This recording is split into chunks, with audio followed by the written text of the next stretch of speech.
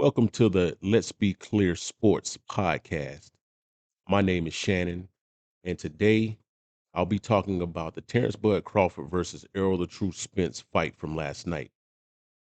Now, this fight was dubbed Fight of the Century. Now, we get that moniker on a fight probably every 15, 20 years. But leading into this fight, it had everything that you would think would be a fight of the century. Um, Two undefeated fighters. Um, Bud Crawford had been undisputed at junior welterweight, 140 pounds. He had cleaned that division out. Errol Spence, it's three-time world champion, had three belts coming into the fight. Terrence Crawford had moved up to 147 and had a belt as well. So they were ultimately fighting for the undisputed crown at 147 pounds on that welterweight division. So the build up to the fight, um, was phenomenal because we had seen what Spence has done over the last 4 or 5 years. Um, you know, Coming through the fire of having a terrible car accident, um, ultimately having to pull out of a dream fight with Manny Pacquiao because of a detached retina. So um, Spence had been through a lot coming into the fight, and he had a long layoff. I think maybe 15-month layoff from his last fight with Yordonis uh, Ugas. Terrence Crawford, uh, ultimately coming into this fight, nobody really gave Bud a chance. Um always thought that this was a 50-50 fight. It's a push fight. Um, but once they got in the ring, it became apparent that Terrence Crawford was the better fighter. Um, and when I say better fighter, Bud has more tools in his toolbox. Let's just say he can fight, many ways. He can fight backing up. He can fight coming forward. He can counterpunch. He can do it all. And for a smaller fighter, Bud is hella strong, like really, really strong. And Spence wound up finding that out really, really quick. By the second round, he felt that power, and ultimately went down in the second round. Crawford wins this fight by TKO in the ninth round. And the way he did it was just so super impressive um, because we had never seen anybody basically take advantage of Errol Spence Jr. like this in his career. But when you go deeper into looking at how these two fighters fight, Errol Spence Jr. is a come forward, flat footed. He likes to throw heavy punches, wide punches. That's tailor made for what Terrence Crawford does. Terrence Crawford is super athletic. Um, he has a wrestling background, so his base is always, up under him. Strong legs, so he generates a lot of power on his shots. He has very long arms, also. Um, but I thought the difference was this. I thought that if Spence would be able to close the gap with Crawford and fight in a phone booth, that that's his best shot of winning the fight. And he did just that. He won the first round, I thought, narrow, but I thought he won that first round. Second round comes out and he does the same thing.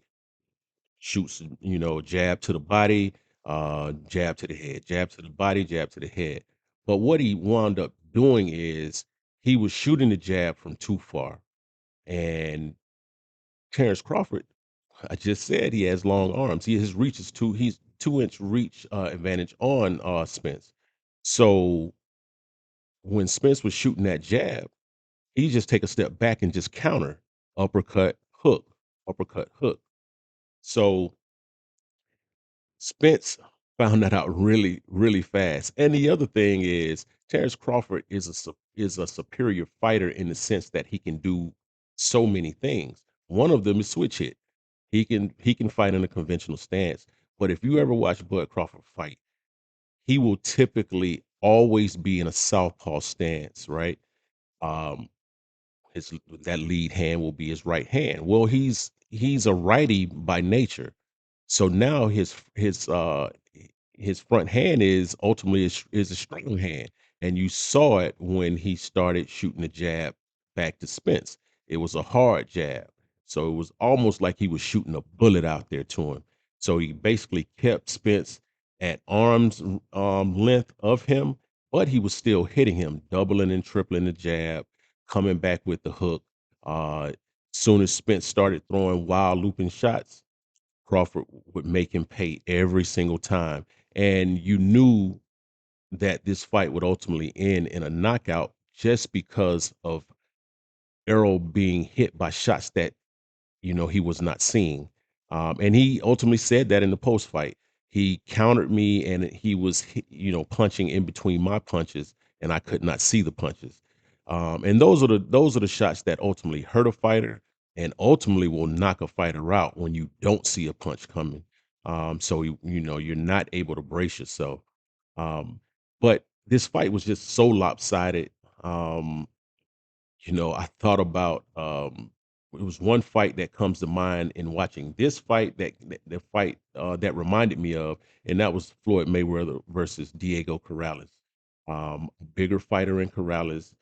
Nobody gave Mayweather a shot in that fight, but it became apparent early in that fight that Mayweather was the better fighter, and Corrales just never had anything. He could never do anything to combat Floyd's speed, and then he was getting hit with shots that he didn't see, which wound up ultimately ending his night. And so y- that the fight last night reminded me of that, and ultimately like to say R.I.P. to Diego Corrales. He was a great fighter, great champion. But getting back to Crawford and Spence, um, I just in watching the fight, I knew very early that uh, Crawford he appeared to be bigger than Errol Spence Jr., but Errol Spence Jr. had everybody thought that, oh, he's a bit much bigger fighter, much bigger fighter. Crawford was pushing him around like he was a rag doll. Now you got some people out there saying that um, Spence had to rehydrate, so he was done, and it did look like he was drained. So I don't want to make any excuses for Errol Spence Jr. because at the end of the day, the game is fight to fight and fighting, and he knew exactly what the assignment was. Sometimes you just run into somebody who's just better than you. You just have to shake his hand and just admit that this guy's on another level. And last night Terrence Crawford was certainly on another level. I don't think there's anybody in the world that would have beaten Terrence Crawford last night. Um, and so as we move forward, let's talk about where does Spence go from here? Um, Now he does have the right to exercise a rematch clause. Hmm. I think I think Spence will probably exercise that rematch clause. I don't think that's a good move. Nothing last night about that fight told me that it could possibly go another way the next time.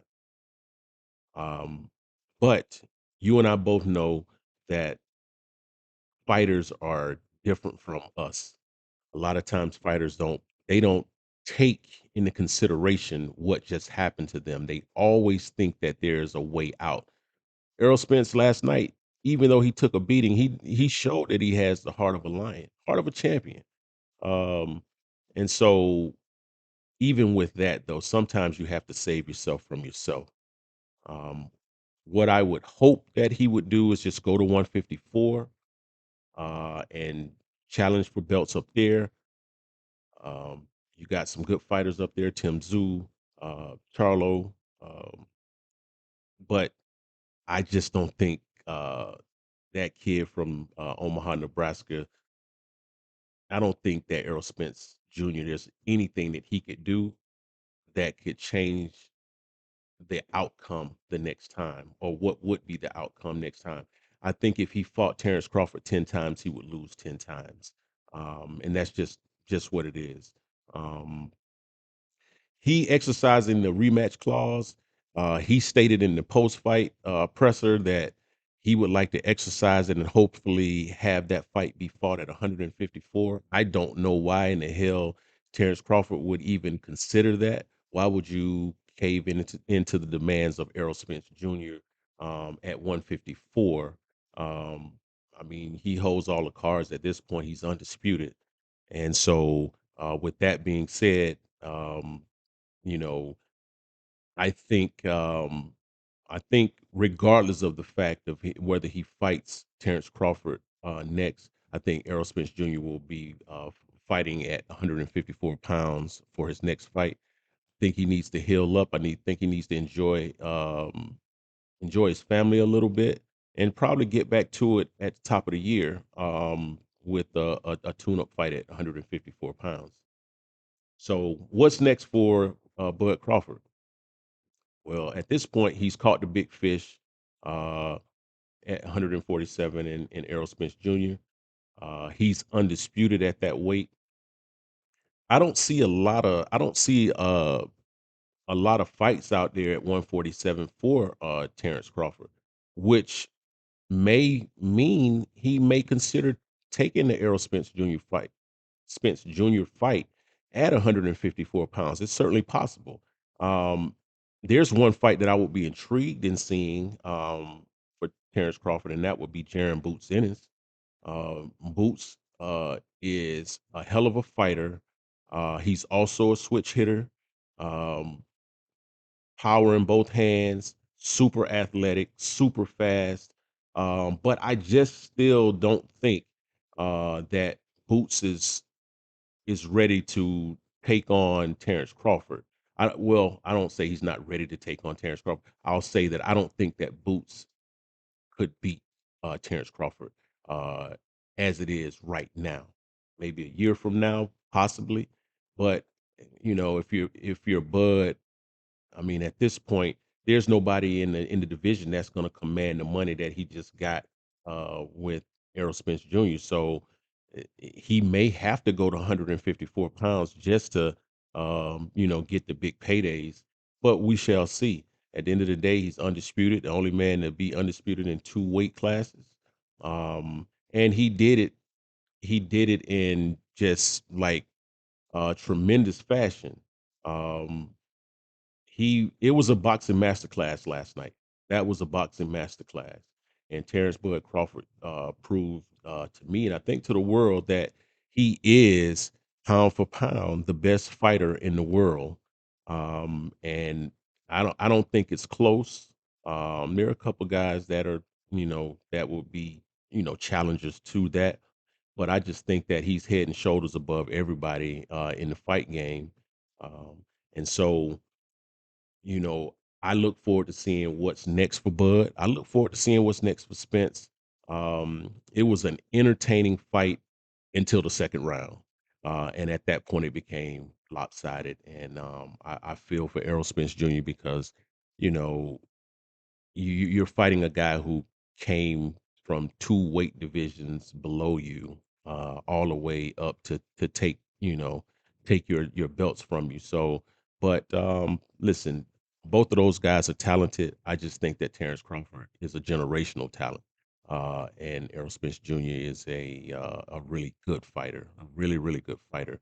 And it just kind of shows you also that there are very few generational talents that we see in boxing. We see some really good fighters, really, really good fighters. But when you see one of these guys go up against a guy like Terrence Crawford, he kind of makes him look ordinary. And you know, that just kind of shows the greatness that's in him. So that's it from Let's Be Clear Sports. Um, we are clear Terrence Crawford is the best fighter in the world. Let's be clear. He is the best fighter in the world. And we would certainly if you enjoyed the content, we would love for you to like the content, subscribe to our channel. We'll be coming with more content on a weekly basis, all sports related. Share the channel. with your friends. We would love to be interactive. Leave comments. Uh, this is our first episode, and we're starting with a boxing match, a fight, Crawford and Spence. So look forward, to basketball. Look forward to baseball. Look forward to football, college and pro. Look forward to college football recruiting. We're gonna have it all for you. We're gonna talk about it all. So we would love to be create a community where we're able to share ideas, share our thoughts, and we certainly appreciate all the support that this community will provide to us as a podcast, and we look forward to bringing you more content. Until later, once again, my name is Shannon. Be signing out, and we'll see you on the next one. Let's be clear.